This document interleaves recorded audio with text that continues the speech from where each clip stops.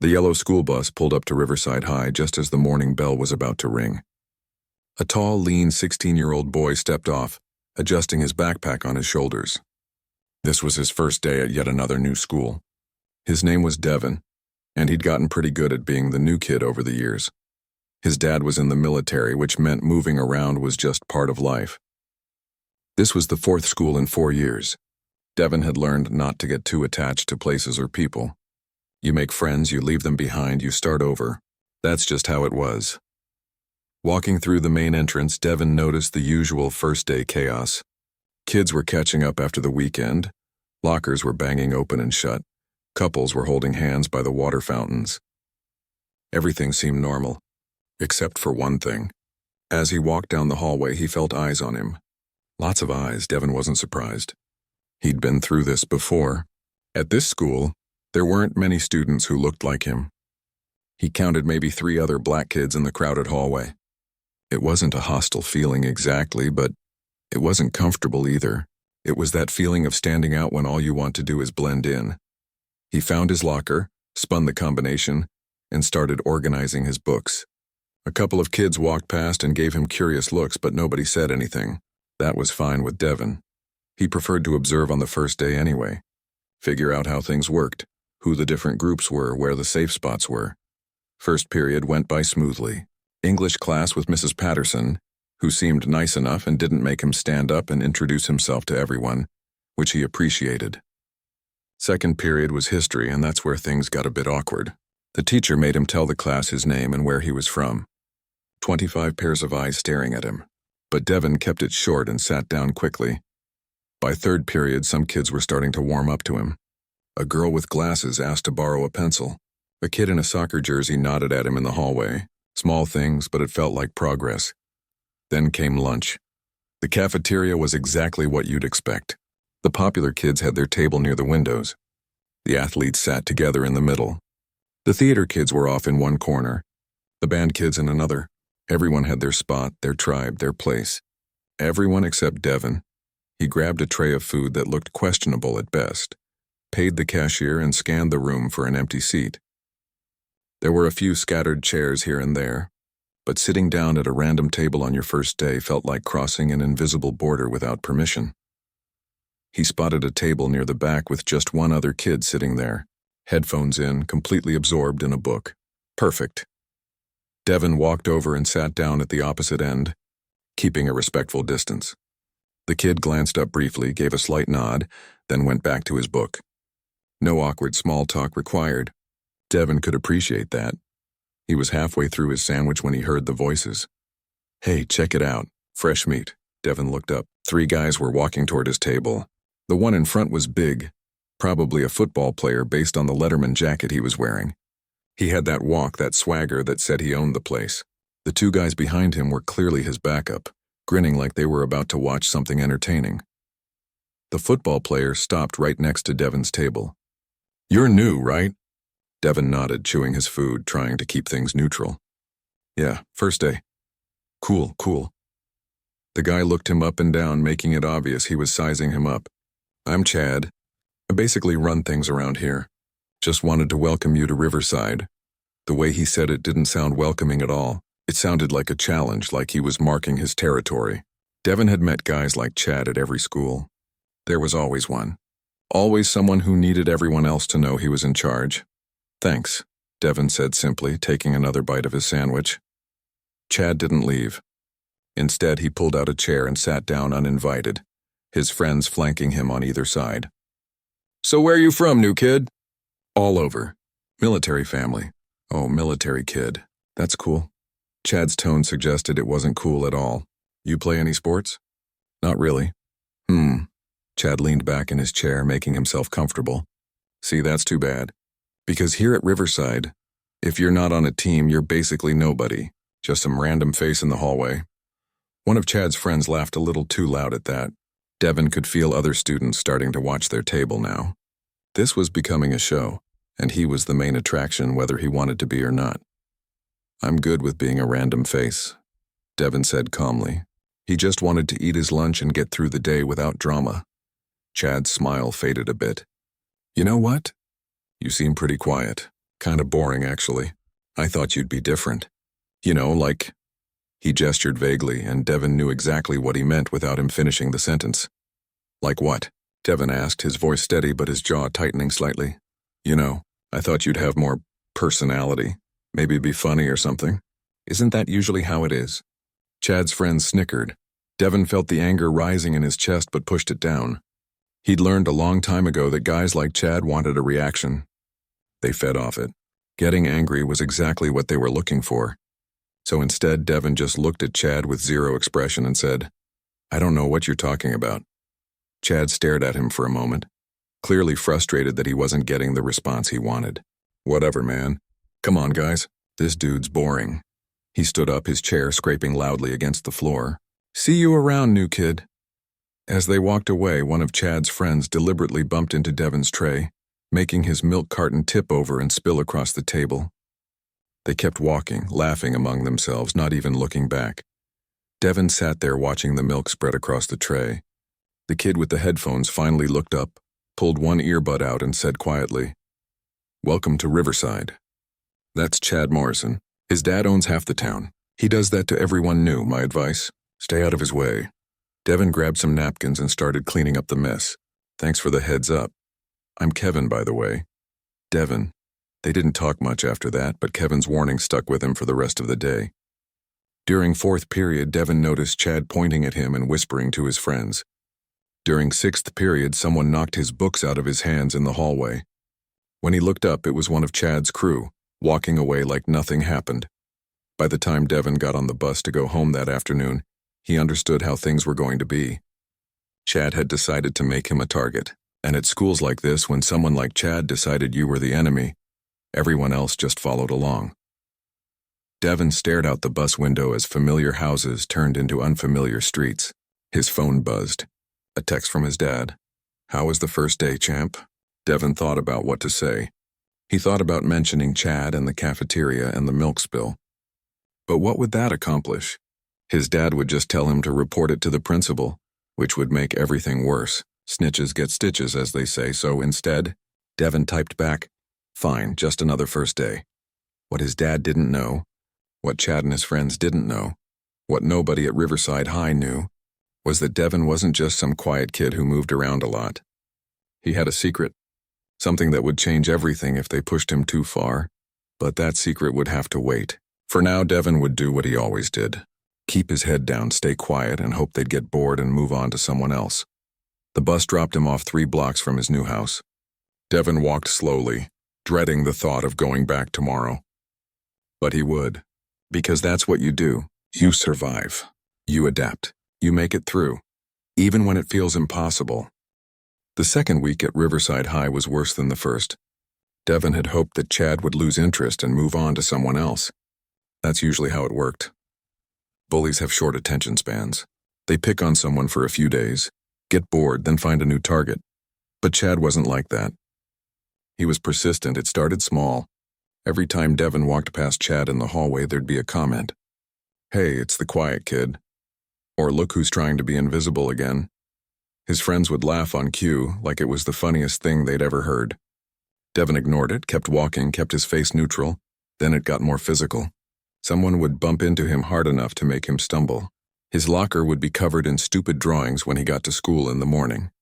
One time he opened it to find all his books scattered on the floor. Another time, someone had stuffed trash inside. The worst part wasn't even what Chad and his friends did. It was what everyone else didn't do. Students would see it happening and just walk past. Teachers would be standing right there in the hallway watching and somehow never notice. Or maybe they did notice and just didn't care. Devin started eating lunch in the library instead of the cafeteria. It was quieter there anyway, and the librarian didn't ask questions. He'd find a corner table, pull out his sandwich from home, and do homework while he ate. It was lonely, but it was better than dealing with Chad's daily performances. Kevin, the kid with the headphones, found him there one day. He sat down across from Devin without asking and pulled out his own lunch. They ate in comfortable silence for a while before Kevin finally spoke.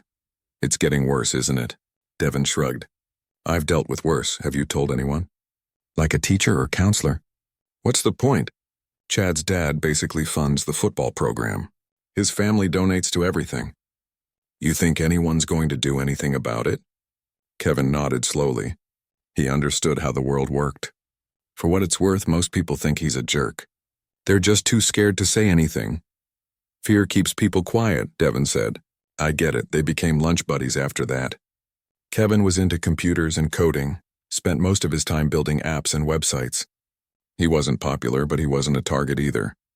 He'd mastered the art of being invisible, which was its own kind of survival skill. During third period one day, Devin's history teacher assigned a group project. Of course, Chad ended up in his group along with 2 other kids. The other 2 immediately looked uncomfortable, like they knew this was going to be a disaster. The teacher gave them class time to plan their project. Chad leaned back in his chair, feet up on the desk, and said loud enough for others to hear, "Well, I guess the new kid can do all the work. That's what he's here for, right?" One of the other group members, a girl named Riley, frowned. "That's not fair. We should all contribute." "Oh, it's totally fair," Chad said, grinning. "I'm the idea guy. I come up with the vision. Other people do the boring stuff." Devin just opened his notebook and started writing. He wasn't going to argue with Chad in the middle of class. That's what Chad wanted. He wanted Devin to snap, to lose his cool, to give him a reason to escalate things. But Riley surprised him. "Actually, I think Devin should be the team leader. He seems like the only one here who actually cares about grades." Chad's smile disappeared. "Excuse me?" "You heard me. Devin's in charge. We'll split the work evenly. You'll do your part just like everyone else." The tension in the air was thick. Chad stared at Riley like he couldn't believe someone had just challenged him. Riley stared right back, not backing down. The 4th member of their group, a quiet kid named Alex, just looked down at his desk, clearly wanting to be anywhere else. Finally, Chad laughed, but it wasn't a friendly laugh. "Whatever. Do what you want. But when this project fails, don't blame me." He spent the rest of class time on his phone, not contributing anything. After class, Riley caught up with Devin in the hallway. "Hey, sorry about Chad. He's been like that since elementary school. Someone needs to stand up to him once in a while." "Thanks," Devin said, "but you didn't have to do that. He's going to make your life difficult now, too." Riley shrugged. "He already does. I'm not scared of him. My older brother graduated from here 2 years ago and used to put Chad in his place all the time. Chad's just a loudmouth. That's all he is." Devin wished he could believe that, but he'd seen guys like Chad before. They weren't just loud mouths. They were dangerous in their own way. Not because they were strong or tough, but because they had power, social power, the kind that makes people look the other way. That afternoon in the parking lot, things escalated. Devin was walking to catch his bus when he felt someone grab his backpack from behind, yanking him backward. He stumbled but caught his balance. When he turned around, Chad was standing there with his 2 usual sidekicks, Tyler and Brandon. "Where you going so fast, new kid?" Chad had that look in his eyes, that look that said he'd been planning this all day. "I'm catching my bus," Devin said calmly. "Can you let me pass? Can you let me pass?" Chad repeated in a mocking voice. So polite, so proper. "Where'd you learn to talk like that?" A crowd was starting to form. Students sensed something was about to happen and pulled out their phones. In today's world, if it's not recorded, did it even happen? Tyler stepped forward and shoved Devin in the shoulder. "My boy asked you a question." Devin didn't respond. He just stood there breathing steadily, keeping his hands at his sides. Every instinct in his body was telling him to react, to defend himself, to show them he wasn't someone to mess with. But his dad's voice was in his head. "A fight avoided is a fight won. Walk away when you can. What's wrong? Cat got your tongue?" Brandon joined in now, circling around to Devin's other side. They had him surrounded. The crowd got bigger. Someone yelled, "Fight, fight!" But Devin didn't want to fight. He wanted to go home. He wanted to call his dad and tell him today was rough. He wanted to lie on his bed and listen to music and forget that places like Riverside High existed. "You know what your problem is?" Chad got right in Devin's face now, close enough that Devin could smell the energy drink on his breath. "You think you're better than everyone. You walk around here all quiet and mysterious like you're too good to talk to people, like you're special." "I never said I was special," Devin replied, his voice still calm despite his heart racing. "I just want to be left alone." "Well, that's too bad, because I don't like you, and when I don't like someone, I make sure everyone knows it." Chad shoved him hard in the chest. Devin stumbled back a few steps. The crowd oohed and awed like this was some kind of entertainment. Tyler moved in and knocked Devon's backpack off his shoulder. Books and papers spilled everywhere. Devon looked down at his stuff scattered across the parking lot pavement.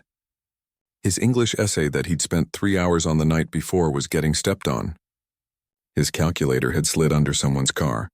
His notebook was lying open, pages fluttering in the wind. He knelt down and started gathering his things. This made the crowd laugh. Chad's voice came from above him. "That's right. Stay down there where you belong." Something inside Devon snapped. Not violently, but definitely. It was like a switch flipped. He'd tried being quiet. He'd tried walking away. He'd tried ignoring them. None of it worked. These guys weren't going to stop. They were going to keep pushing and pushing until something broke. Devon stood up slowly, his backpack in one hand, his scattered books in the other. He looked at Chad with an expression that was completely different from before. Not angry. Not scared, just done. "Completely done. You've had your fun," Devon said quietly. "Now back off," Chad laughed. "Or what? What are you going to do about it, new kid?" Devon didn't answer. He just turned and started walking toward his bus. He made it 3 steps before he felt hands grab his shoulders from behind, spinning him around. Chad was right there, fist cocked back, ready to throw a punch in front of everyone. And that's when everything changed. Devon saw the punch coming in slow motion. All those years of training kicked in automatically. His body knew what to do even before his brain fully processed it. He'd spent countless hours preparing for exactly this moment, even though he'd hoped it would never come. The crowd went silent, phones still recording, everyone holding their breath. Chad's fist was coming straight at Devon's face, and Devon realized he had a choice to make. He could keep walking away and take the hit, or he could finally show them who he really was. His dad's voice was in his head again, but this time it was different words. "When you can't walk away anymore when someone forces your hand, you end it quickly and you end it clean." Devon's hands came up, not in surrender, but in a stance that anyone trained would immediately recognize. Chad's eyes widened slightly. Just a flicker of doubt. Just a moment of, wait, maybe this isn't what I thought. But it was too late. He'd already committed to the punch. And Devon was no longer the quiet new kid trying to stay invisible. The real Devon was about to introduce himself. Chad's fist came flying toward Devon's face with all the confidence of someone who'd never been challenged before. But Devon wasn't there when the punch arrived. He'd moved his head just slightly to the left, and Chad's fist sailed past his ear, hitting nothing but air. The look of confusion on Chad's face was almost funny. He'd put everything into that punch, and now he was off balance, stumbling forward from his own momentum. Devon didn't even have to do much.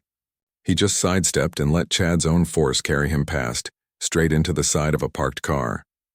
The metallic thud echoed across the parking lot. Chad hit the car door with his shoulder and bounced off, cursing. The crowd gasped. This wasn't going the way anyone expected. "What the?" Chad spun around, his face red with anger and embarrassment. "You got lucky, that's all." Devon said nothing. He just stood there in that same stance, weight balanced, hands up but not aggressive. It was a defensive position, the kind you learn when someone teaches you properly. The kind that says, "I don't want to fight, but I'm ready if I have to." Tyler decided to jump in. He rushed at Devon from the side, trying to tackle him. Big mistake. Devon saw him coming from his peripheral vision. As Tyler lunged, Devon pivoted on his back foot, grabbed Tyler's arm, and used the bigger kid's own momentum against him. It was a basic redirect, something Devon had practiced 1,000 times. Tyler went flying past and crashed into a row of bicycles, taking 3 of them down with him in a tangle of metal and wheels. The crowd was going crazy now. Phones were everywhere, recording from every angle. This was going to be all over social media within the hour. Brandon looked at his 2 friends on the ground and then at Devon, suddenly not so eager to join the fight. "Come on, man," Devon said to Brandon. "You don't have to do this. Just walk away." But Chad wasn't done. He pulled himself up from the car, angrier than ever. "You think you're tough? You think you're some kind of fighter?" He charged at Devon again, this time throwing multiple punches, wild and uncontrolled. Devon's training took over completely. Block, slip, dodge. Chad was throwing everything he had, but nothing was landing. It was like trying to punch smoke. Devon made it look easy because it was easy.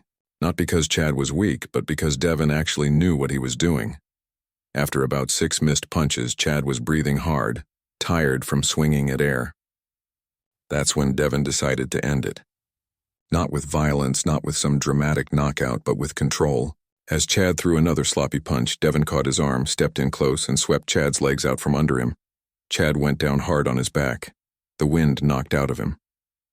Before he could recover, Devin had him in a hold, one arm controlled, just enough pressure to keep him down without hurting him. It was a submission technique, the kind you see in mixed martial arts. The kind that says, "I could hurt you, but I'm choosing not to." "Tap out," Devin said quietly, just loud enough for Chad to hear. "Just tap and this is over." Chad's face was pressed against the pavement, his arm locked in a position where he couldn't move without risking injury. His pride wanted him to keep fighting, but his body knew better. After a few seconds of struggling and realizing he had no chance, Chad tapped his free hand against the ground twice. Devin let go immediately and stood up, backing away with his hands visible. He didn't celebrate. He didn't talk trash. He just picked up his backpack and started walking toward his bus. The crowd was stunned into silence. Tyler was still untangling himself from the bicycles. Brandon was frozen in place. Chad was slowly getting to his feet, his Letterman jacket dirty, his ego completely destroyed. In less than a minute, the school's biggest bully had been handled by the quiet new kid, and it was all on camera. Devin got on his bus and took a seat in the back. His hands were shaking now that the adrenaline was fading. He'd tried so hard to avoid this, but his dad had been right. Sometimes you can't walk away. Sometimes someone forces your hand, and when that happens, you do what you have to do. The bus ride home felt like it took forever. Other kids were whispering and looking at him. Everyone had either seen it happen or heard about it already. Devin just stared out the window, wondering what was going to happen next. Would he get suspended? Expelled? His parents were going to have questions. When he got home, his dad was in the garage working on his truck like he did most afternoons. Devin dropped his backpack by the door and stood there, not sure how to start the conversation. His dad looked up, wiped his hands on a rag, and studied Devin's face. After 20 years in the Marines, he could read people pretty well. "What happened?" Devin told him everything. The weeks of harassment, the confrontation in the parking lot, the way it all went down. He expected his dad to be angry or disappointed or worried. Instead, his dad just listened, nodded, and then asked one question. "Did you try to walk away first?" "Multiple times." "Did you use more force than necessary?" "No, sir. I controlled the situation and stopped as soon as he submitted." His dad was quiet for a moment, then nodded again. "Then you did exactly what I taught you.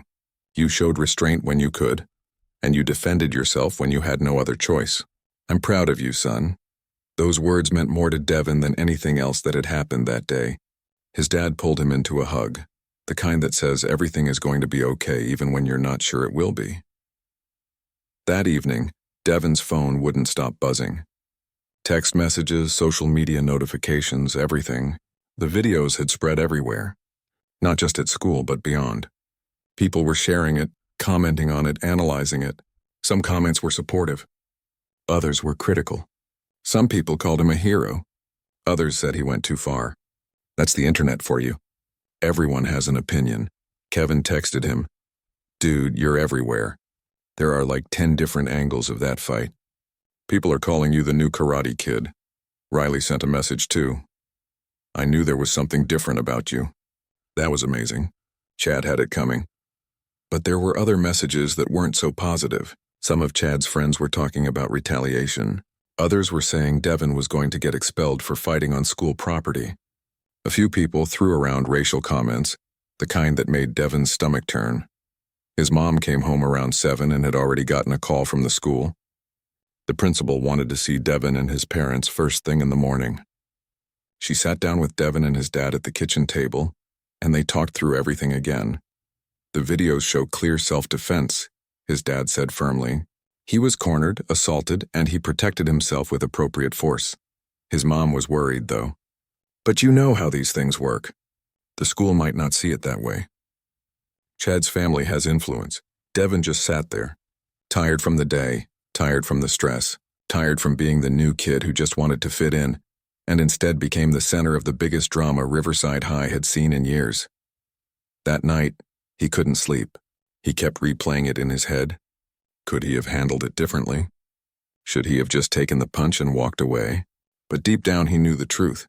Chad wasn't going to stop. The bullying was only going to get worse. At some point, you have to stand up for yourself.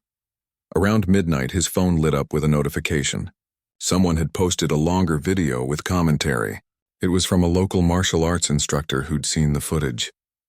The guy was breaking down Devon's technique, praising his control and discipline, explaining to viewers that what they'd witnessed wasn't some street brawl but rather trained self-defense executed properly. This young man showed remarkable restraint, the instructor said in the video. He could have seriously hurt those attackers but chose not to. He neutralized the threat and ended the confrontation safely. This is exactly how martial arts should be used. The video was getting thousands of views and shares. Comments were pouring in from martial arts practitioners, coaches, and instructors from all over. They were defending Devon, explaining the situation and calling out the bullies. Devon finally fell asleep around 2 a.m, his phone still buzzing on his nightstand. Tomorrow was going to be interesting. Either the school would understand what really happened or his time at Riverside High was about to get a lot more complicated. But one thing had changed. Devon was no longer invisible.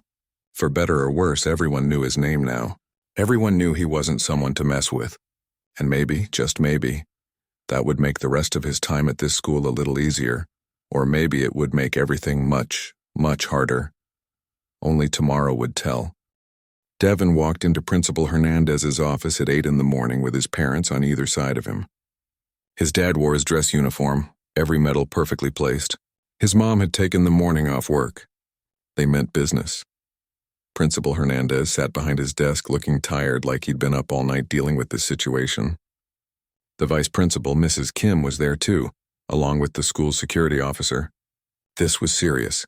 "Thank you for coming in," Principal Hernandez began, folding his hands on his desk. "I'm sure you've all seen the videos by now. They've been shared thousands of times." "We've seen them," Devon's dad said, his voice calm but firm. "And what we saw was our son defending himself after weeks of harassment that nobody at this school did anything about." The principal shifted uncomfortably. "Mr. Wright, I understand your frustration, but there's a zero-tolerance policy for fighting on school grounds." "Fighting?" Devon's mom leaned forward. "My son was attacked. There's video evidence from multiple angles showing he tried to walk away. He was surrounded."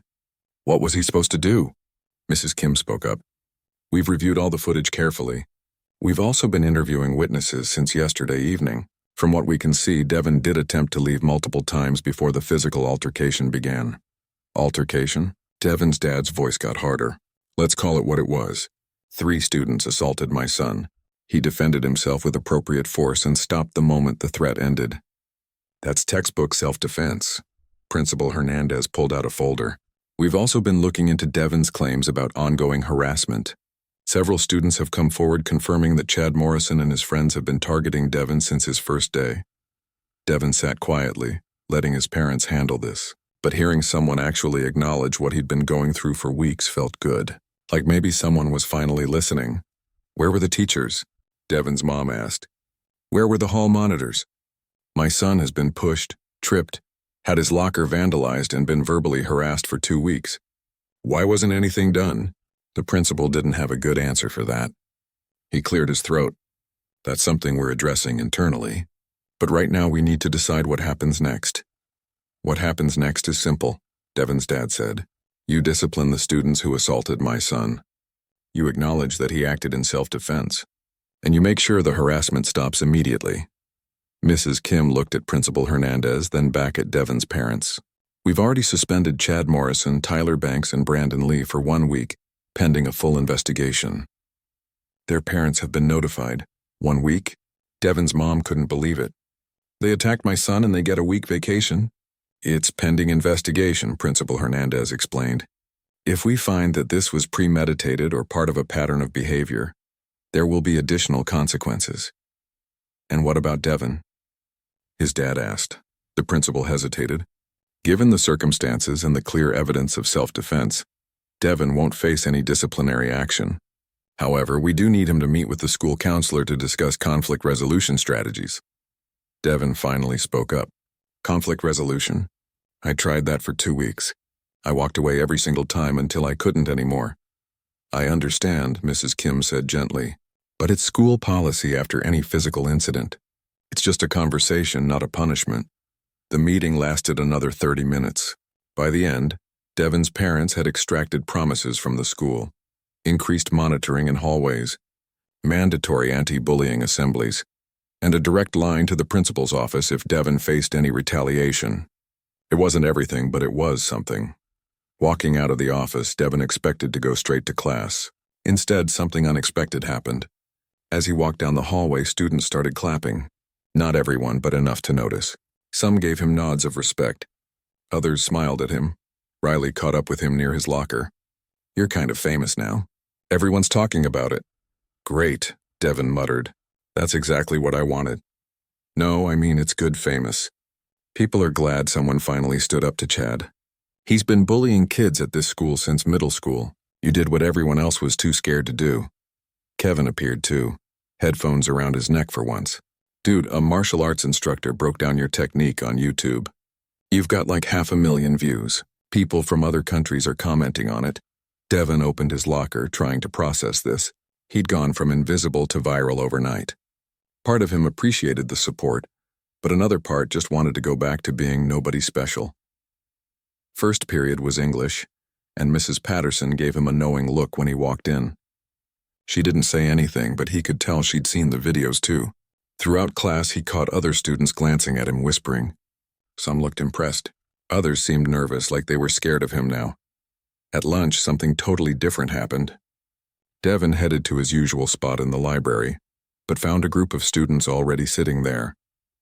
They weren't there to bully him, though. They wanted to meet him. "Hey, Devon," a kid with glasses and a robotics club shirt spoke up. "We just wanted to say thanks. Chad and his crew used to mess with us, too. It's nice to see them get what they deserved."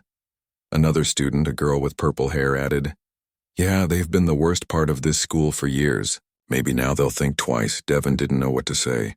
He'd never thought of himself as some kind of hero. He just defended himself. But looking at these kids, he realized his actions had an impact beyond just that one fight. Riley sat down next to him. "You've got fans now. Better get used to it." The afternoon brought more surprises. During gym class, even the coach treated him differently. Not with fear, but with respect. After class, Coach Martinez pulled him aside. "I saw what happened yesterday," the coach said. "That was some impressive control. Where'd you learn to fight like that?" "My dad's been teaching me since I was 8. Muay Thai and Brazilian Jiu-Jitsu." The coach's eyes lit up. "We've been trying to start a martial arts program here for years, but never had anyone qualified to lead it. Would you be interested in teaching some basics? Maybe after school twice a week?" Devon was caught off guard. "I'm not a teacher. I'm just a student." "You're a student with skills and discipline. That's what these kids need. Think about it." By the end of the day, Devon's head was spinning. 3 different clubs had asked him to join. 2 students asked if he'd teach them self-defense. A local news station had called the school asking for an interview. His whole world had flipped in 24 hours. On the bus ride home, he checked his phone. The martial arts instructor's breakdown video had comments from professionals praising his technique. But there were also messages that worried him. Some of Chad's friends were saying things online, not direct threats, but close enough to make him uneasy. At home, his dad was already tracking the situation. "I've been monitoring social media. Most of it's positive, but there's some concerning stuff from Chad's circle. What do we do about it?" "We document everything. Screenshot threats, save messages. If anyone makes a direct threat, we go to the police immediately." His mom came in from work early again.